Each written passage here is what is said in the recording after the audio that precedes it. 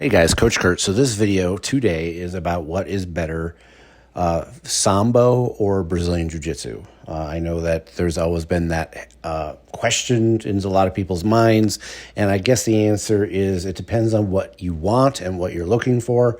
You guys know that if you watch my channel, I'm a law enforcement officer since 1997, control tactics, use of force, taser, baton, pepper spray instructor, also a field training officer. So everything I study martial arts wise is focused towards basically quasi self-defense and arrest and control, and has to cover all those things. Now, generically speaking, this is very generic, Sambo tends to be much more takedown, throw heavy. A huge aspect of the Sambo's history is judo, along with wrestling. You'll see some freestyle Greco and several other wrestling style influence. There's also combat Sambo, which is in some people's mind basically MMA and a gi, and that's kind of right. Different rule set to a certain degree, and rule set will come into play in this conversation quite a bit. So let's get on with it. Again, for me, it's got to be self-defense and law enforcement friendly, something that's good for that lifestyle and that path. If you want to be a competitor, then you're going to be more interested in a sports school. So at the end of the day, regardless of why you want to study either system or art, based on what is it that you have in your area. How many Sambo schools are there in the United States? Not a lot, and most of them are on the East Coast. There are some, I think, in California and other areas as well in the Midwest. But generally speaking, we all know the Brazilian Jiu Jitsu is a lot easier to find. Now, regardless of either one of those systems or styles, what kind of schools in your area, and even further down that rabbit hole, what about the coaches and primary professor, sensei, instructor, whatever you want to call them, your teacher? What is their emphasis? What is their teaching style? Do you fit in that school? There are so many facets of this question that I would submit to you that what is important isn't necessarily the system or the style, it's the school and your goals. If your goal is self-defense and there is a Sambo school in your area, I would look at that pretty heavily as a possibility. Now, it also depends on that Sambo school. Do they have a combat Sambo program? Do they have an MMA program? A lot of them do. A lot of them cross-train in that regard. They're just not grappling / sport Sambo, which is basically judo, wrestling, and Brazilian Jiu-Jitsu, generically speaking, mixed. Different rule set. Sambo has different rule set. And you saw that in judo. Judo changed quite a bit over the years, depending on when you look at it in history, on what it looks like. Today's Olympic judo doesn't even allow anything below the waist. So you look at Sambo and you see more of what I would call old school judo type influence, because judo is a strong part of the history of Sambo. But in today's world, Brazilian Jiu-Jitsu, the IBJJF, is a huge influence.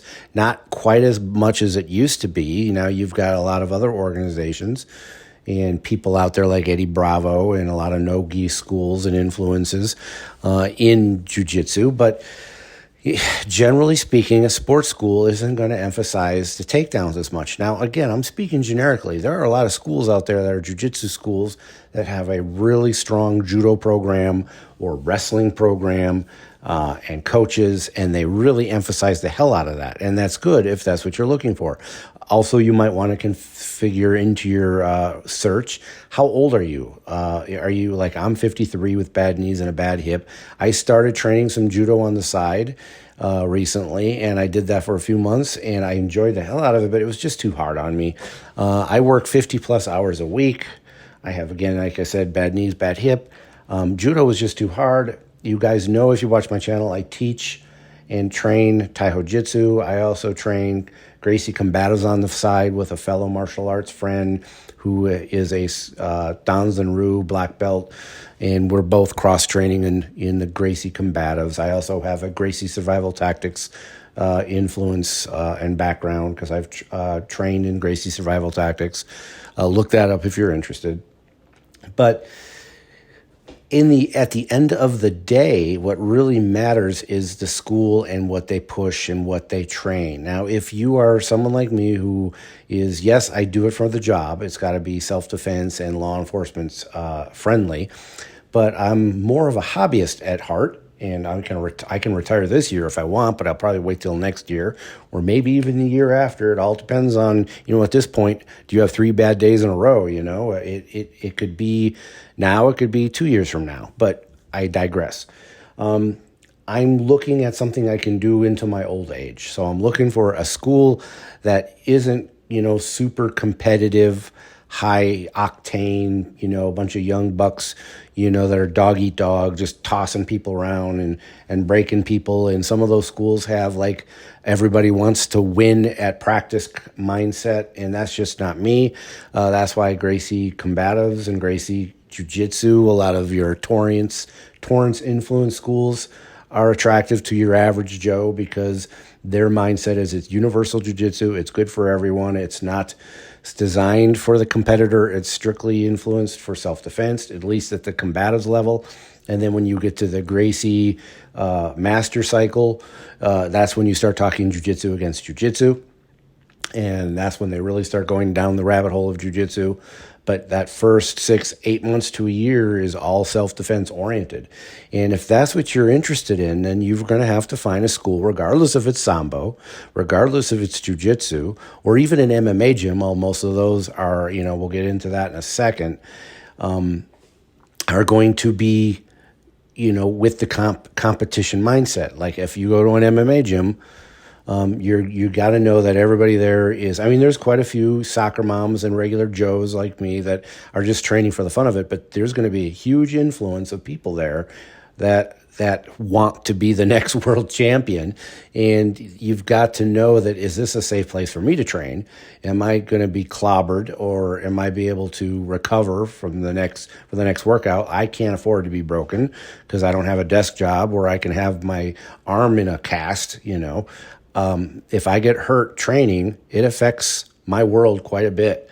So you've got to take all that in consideration. Sambo, generically speaking, is a heavier throwing art. And again, we've discussed it. It all depends on the school. Jiu-jitsu tends to do more on the ground. And again, it all depends on that school. I can't hammer that home enough. Every school's different, and it all depends on your goals.